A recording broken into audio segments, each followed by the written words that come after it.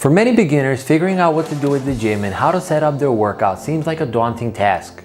Modern day gyms offer everything from dance classes, spin classes, yoga, and a whole lot of expensive and often unproductive personal training. When it comes to weightlifting in particular, a quick search online can overwhelm you with proponents of every possible way of scheduling your workout under the sun. So is there really a best workout schedule for building muscle? In this video, I'll tell you about 4 of the most common workout programs along with the pros and cons of each.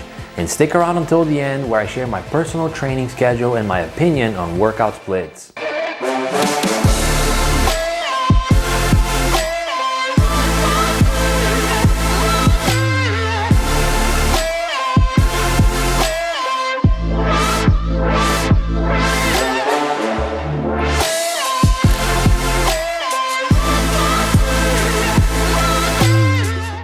Welcome back, guys. So one of the first questions that beginners ask me is how often they should be working out. In other words, how they should schedule their workouts. In general, there are a number of ways you can schedule your workout, or what we commonly refer to as workout splits. But before we get into the details of scheduling, do me a favor and scroll down to the subscribe button and hit the subscribe and then the little bell so you can be notified when I release my weekly workout videos. To everyone who subscribed, thank you very much, and feel free to comment and ask me questions about anything, even if unrelated to the specific episode. Training is a huge passion of mine, so I would love to share with you everything that I know. Now, let's get back to scheduling your workout. In general, regardless of which workout split you decide to do, there are a couple of rules that you have to follow. Because without those rules, you cannot properly use any of the workout splits that I'll tell you about. First off, you're not married to your workout schedule, so always have some flexibility. Why? Because things change all the time, and the last thing you want to do is for your workout schedule to hold back your progress. For example, one of the basic rules is that you don't train muscle groups that are still sore. First, you won't have a good workout, and second, you risk an injury. So what do? You ignore what your workout schedule tells you to do and instead you improvise. You have to be able to adapt your workout split to your schedule and not the other way around. If I'm really busy some weeks, I train 4 times a week. And if I'm not, I might train 6 times a week. You have to look at workout split as a tool that you can pull out of the box depending on your ever-changing circumstances. Secondly, natural trainees in particular cannot afford to train every muscle group multiple times per week. Why? Because you can't recover, and recovery is the goal. When you train and push your body hard during a workout, your body needs time to recover or adapt to the stress that you put it through. That is when muscle is built. Muscle is not built during the workout. You actually damage your muscles during the workout.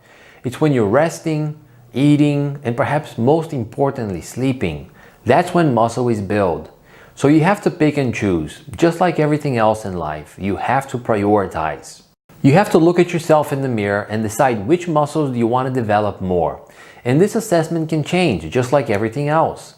For example, I can easily put on muscle size in my legs and my forearms, so I rarely train them 2 or 3 times a week. Instead, I focus my energy on training less developed or more difficult to develop muscles like my chest, neck, and calves. Here's the catch though, you should not choose more than 2 or 3 muscle groups to focus on. That is why I only listed my chest, neck, and calves. The reason why I mentioned this is because some beginners want to focus on everything and end up very disappointed 6 months or a year down the road. Focus is power, so the clearer you are about what you want, the more of a result you will see. With that in mind, let's get to the first workout split, which is the full body split. As the name implies, a full body split means that every time you hit the gym, you train your whole body. The full body split is very common for younger lifters because it focuses mostly on overall strength and some basic technique. One very common way of setting this up is a 3-day full body workout split. As you can see in this table, you train on Monday, Wednesday, and Friday, and you rest on Tuesday, Thursday, Saturday, and Sunday. This way you train the major muscle groups with compound exercises 3 times a week.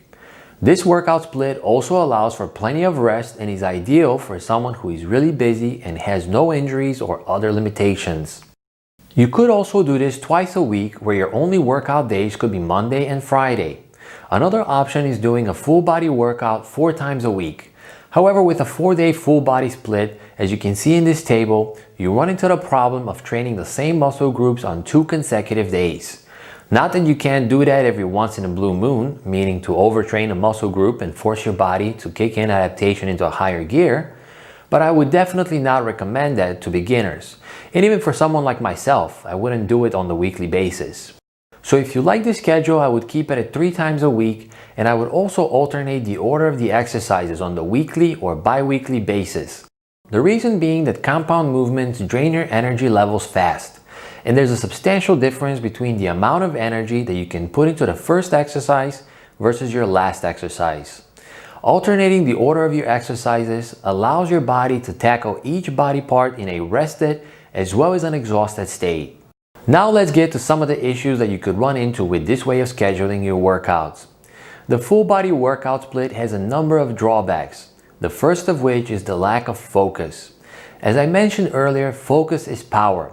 What you will notice when doing the full body workout split is that some muscles, particularly the ones that you genetically have a hard time with, will lag behind the other muscles that you generally grow very easy. In a way, the full body workout split is very much like looking down from an airplane, where you don't see a whole lot of detail on the ground. It is for that reason that most bodybuilders don't use the full body workout split. Another issue with compound exercises when you're not 18 or 20 years old is pre-existing conditions. Many people who sign up at the gym are older and have a number of issues like knee and back pain. So of course you can't start them with squats and deadlifts. Instead, you have to build up strength and muscle mass in a safer way to the point where they can do compound movements if they choose to. The final issue is that with some of the compound movements, and yes, here I'm talking about deadlifts, it takes a second and a tiny error in form to injure you badly and put you out of commission for months. That is why many beginners who are in their 50s and 60s and above choose to stay away from certain compound movements altogether, meaning that this workout split would not be for them. Another popular split, and the one that I started doing after the full body workout, was the bro split. The bro split divides muscle groups by days, so it's very easy to set up your workout program. If, for example, you're doing chest on Monday, all you have to do is throw your chest exercises on that day. Here's a basic bro split workout for a 5-day workout schedule. As you can see, the bro split is as simple as it gets. The bro split also allows you to focus a whole lot more workout volume on individual muscles. That is why in this respect, the bro split is better than the full body workout split. The bro split has a number of drawbacks that you need to be mindful of. The first one is that if you don't sleep well the night before, eat well during the day, or are just having a bad day, then your workout for the given muscle group will suck not only for that day, but effectively for the whole week. The second issue with the bro split is that the rest period is too long if your goal is to build as much muscle mass as possible in a short period of time. Let me give you an example. If you train chest on Monday, your chest will probably be recovered by Thursday. So if you wanted to grow your chest more, it makes no sense for you to wait until the Monday after that. This leads me to the third issue. The bro split basically treats all of the muscle groups equally and assumes that you want to be at the gym 5 days a week. Now, if I've never had any issues growing my back muscles, but I have issues growing my chest, then it wouldn't make sense for me to treat them equally. Also, if I'm really busy and can only hit the gym 3 times a week, then the bro split would become problematic because you would literally have to skip whole muscle groups. Next on the list is the upper-lower body workout split. As the name implies, one day you're training all your muscles below the waist, and the next day you're training everything above the waist.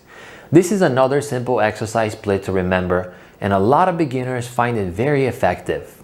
Here's a little sample that I prepared for a friend of mine a while back. She wanted to work out 3 times a week only, and she was deathly afraid of getting a bulky upper body. In addition, she has a back condition and did not feel safe deadlifting or squatting. This subjective condition effectively took the full body workout out of the equation.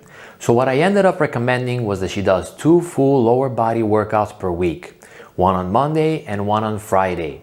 This allowed for plenty of recovery between each workout with a focus on the lower body. Then on Wednesday, she did a full upper body workout.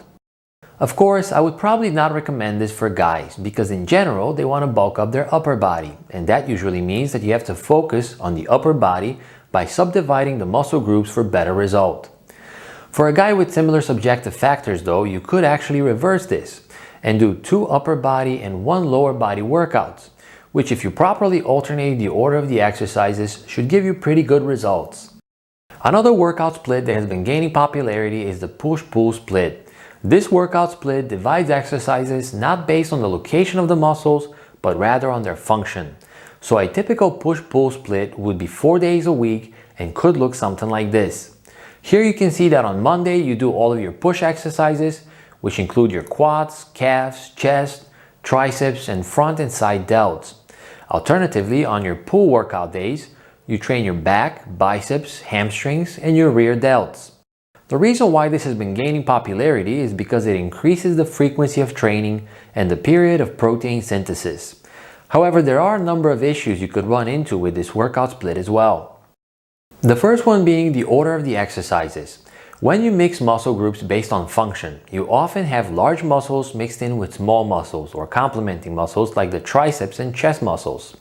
Now, if you begin, as you should, with the larger muscles, then you will always experience subprimal growth in your smaller muscles because you will always be training them in an exhausted state. For example, your triceps will always take a second seat to your chest, and your biceps will always take a second seat to your back. This drawback can be negated by picking specific exercises or performing the exercise in a specific way, but that may result in diminished development of the larger muscles. Ultimately, there's no one perfect workout split for everyone or for all the time. This is just a case of being informed about what are the possibilities and adapting them to what works for you based on your goals, physical condition, and other subjective factors. Despite what you might hear from juiced up Instagram and YouTube models, your consistency, safety, and intensity or workout effort will play a much bigger role in getting amazing results. As a final example, I wanted to show you my current workout schedule based on my subjective conditions at this moment. As you can see, my workout schedule is a combination that resembles the bro split because I train back, quads, hamstrings, and arms 1 time a week, and I train chest, neck, and calves 3 times a week. Of course, I don't do full chest workouts all 3 days. Rather, I mix different exercises for a total of about 24 sets per week. So you see, you can vary this in any way that you want. One final thing that I would like to mention is that you have to scrutinize your workout split all of the time.